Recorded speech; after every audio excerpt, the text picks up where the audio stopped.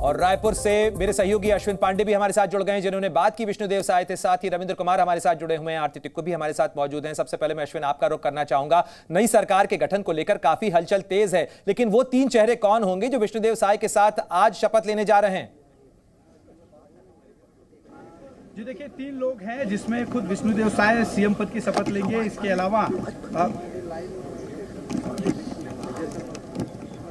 जी अपनी बात पूरी करिए अश्विन। जी बिल्कुल, देखिए 3 लोग शपथ लेंगे जिसमें विष्णुदेव साय खुद हैं। इसके अलावा अरुण साव और विजय शर्मा यह शपथ लेने वाले हैं। उप मुख्यमंत्री के तौर पर तैयारियां पूरी कर ली गई हैं और इस वक्त अपने घर पर एक पूजा जो है चल रही है, वहां पर वो मौजूद है। पूजा में थोड़ी देर बाद यहां से निकलेंगे। 2 कार्यक्रम आज उनका है, जिसमें एक अटल बिहारी वाजपेयी के मूर्ति पर माल्यार्पण करने यहां से जाएंगे। इसके अलावा शहीद वीर नारायण सिंह के मूर्ति पर माल्यार्पण करेंगे और फिर जो तैयारियां लगातार चल रही हैं उसका पूरा जायजा लेंगे। आपको बता दें कि अपने पूरे परिवार के साथ इस वक्त विष्णुदेव साय, ये जो उनका निवास है, यहाँ पर मौजूद है।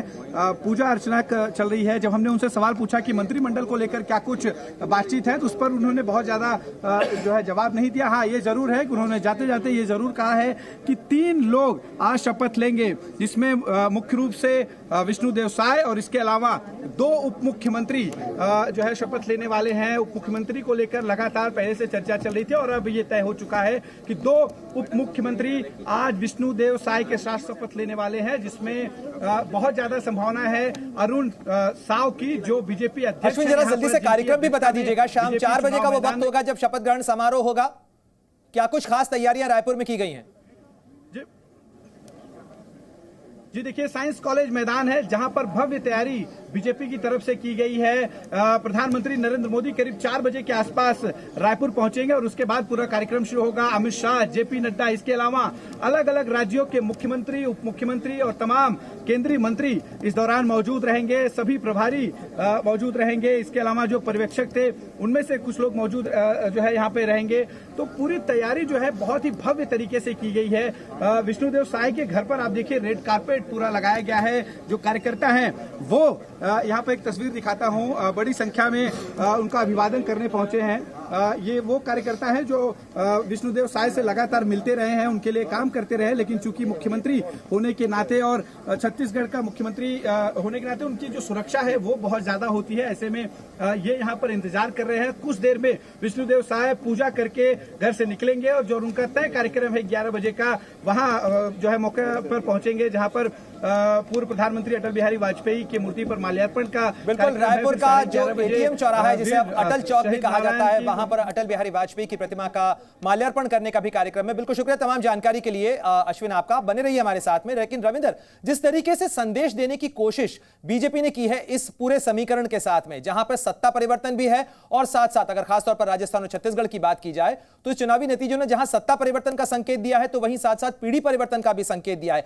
लेकिन जो लोग सत्ता से बाहर हुए हैं या कहा जाए इस समीकरण से बाहर हुए हैं, जो बड़े नेता हैं, उनके लिए क्या भूमिका है? क्योंकि उनमें से कई लोगों को तो आप व्यक्तिगत तौर पर भी जानते हैं। वो उन खेमों में क्या हलचल है इस समय?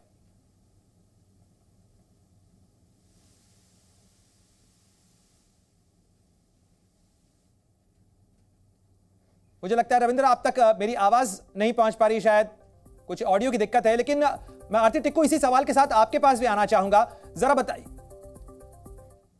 रविंद्र, क्या आप मुझे सुन पा रहे हैं? हेलो हेलो हेलो हेलो जी हेलो जी, बिल्कुल, अपनी बात पूरी कीजिएगा रविंद्र जी। संसद भवन में ही कल बीजेपी के एक वरिष्ठ और कैबिनेट मंत्री भी है, उनसे ऑफ द रिकॉर्ड चर्चा हुई और तीनों के बारे में पूछा गया कि इनका अब आगे क्या होगा। तो उन्होंने मुस्कुराते हुए कहा कि अभी 3 बजे तो फैसला हुआ है। वसुंधरा राजे के बारे में बताया कि वो मुख्यमंत्री नहीं बन रही है। एक दिन पहले शिवराज के लिए हुआ है और उसके पहले रमन सिंह के बारे में हुआ है। तो अभी तो इंतजार करना पड़ेगा। नई पीढ़ी जो बदलाव हुआ है, नई पीढ़ी शपथ ले रही है। आगे के कार्यक्रम बाद में देखेंगे। यानी देखिए, जो आला नेतृत्व बहुत ज़्यादा उत्सुक नहीं है शिवराज, वसुंधरा और रमन सिंह को लेकर। ये कयास जरूर लग रहे हैं, फिर से कयास कर सकते हैं कि रमन सिंह को गवर्नर बनाया जा सकता है। शिवराज सिंह की उपयोगिता जाहिर सी बात है 2024 के लोकसभा चुनाव तक रहेगी। हो सकता है कि आगे उनको मोदी मंत्रिमंडल में, जैसा कि दावा बीजेपी कर रही है कि सरकार बनेगी, उसमें उनको जगह मिले। लेकिन वसुंधरा राजे के लिए शायद न जयपुर न दिल्ली ये दोनों दूर हो जाएंगी। हालांकि ये लोग वरिष्ठ लोग हैं, पार्टी ने फैसला लिया है, यही समय है, सही समय है नई पीढ़ी को बढ़ाने के लिए। और जैसा कि अश्विन ने बताया कि 3 लोग लेंगे, उसमें एक फर्स्ट टाइमर, अगर शर्मा जी बनते हैं उप मुख्यमंत्री तो फर्स्ट टाइमर है, यहाँ भी फर्स्ट टाइमर मुख्यमंत्री बन रहे हैं, वहाँ फर्स्ट टाइमर उप मुख्यमंत्री बन रहे हैं। तो जनरेशनल जो शिफ्ट किया गया है उसको स्टेबल करना और उनके नेतृत्व को सब स्वीकार करे, ये प्रधानमंत्री या अमित शाह की जिम्मेवारी है। और यही आपको आज तीनों जगह जो 2 दिन के अंदर 15 तारीख को वहाँ और आज 2 जगह जो शपथ ग्रहण समारोह देखने को मिलेगा, वो साफ झलक मिलेगा कि प्रधानमंत्री जनता के सामने शिवराज सिंह चौहान और रमन सिंह के सामने कैसे नए नेतृत्व को प्रश्रय देंगे और उनको पीठ थपथपाकर और बधाई और शुभकामनाएं देंगे।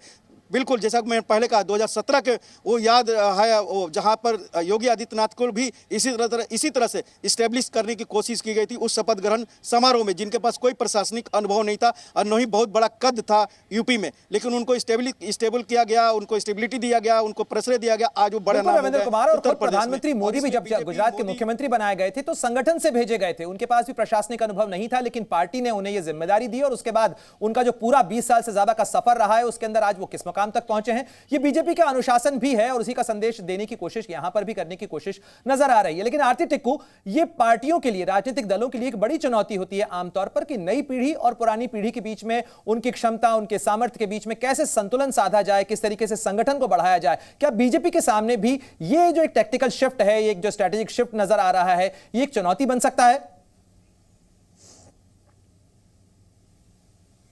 देखिए, बिल्कुल ये चुनौती बन सकता है अगर बीजेपी अपने पुराने जो ओल्ड गार्ड जिसको कहते हैं उन्हीं को पोजीशंस ऑफ पावर में रखे और नई पीढ़ी को कोई मौका ना दे। कोई भी जो टैलेंट, उभरता हुआ टैलेंट है, पिछले वैसे ही टेक्नोलॉजी की वजह से बहुत ज्यादा शिफ्ट आया हर सोसाइटी में और भारत में भी बहुत ज्यादा एक बदलाव आया है पिछले 10-15 साल में। और अगर वो बदलाव को अपॉर्चुनिटी ना मिले तो बिल्कुल चुनौती बन सकता है 2024 में। मुझे लगता है उसी की वजह से प्राइम मिनिस्टर मोदी, बीजेपी ने और संगठन आरएसएस में भी आप देखेंगे अगर तो काफी बदलाव तो आ ही रहे हैं, नए नए चेहरे हमको ये जो बदलाव है इसी का संदेश देने की कोशिश यहां पर की गई है। ओल्ड गार्ड और न्यू गार्ड के बीच में कैसे संतुलन साधा जाए और किस तरीके से, जो ये पार्टी का मानना है, बीजेपी का ये मानना है कि किस तरीके से एंटी इनकम्बेंसी आमतौर पर कैंडिडेट के खिलाफ होती है, पार्टी के खिलाफ नहीं होती है, उसी संतुलन को साधने की कोशिश यहां नजर आ रही है। प्रमोद शर्मा का भी रुख कर लेते हैं, भोपाल से हमारे साथ जुड़ गए हैं। भोपाल में काफी हलचल तेज है और अब तो 1 घंटे से भी कम का वक्त बचा है। प्रमोद, वहां पे क्या कुछ हलचल है, क्या कुछ तैयारियां की जा रही हैं इस खास मौके के लिए? देखिए, जहां से नई सरकार का गठन हो रहा है वहां इस वक्त मैं मौजूद हूँ। मोतीलाल नेहरू स्टेडियम जैसा नाम है, वहां से वैसा यहाँ पर काम होता है। नई सरकार का गठन हो रहा है। आप जो मंच देखेंगे ये राजधानी भोपाल का मोतीलाल नेहरू स्टेडियम का मंच है।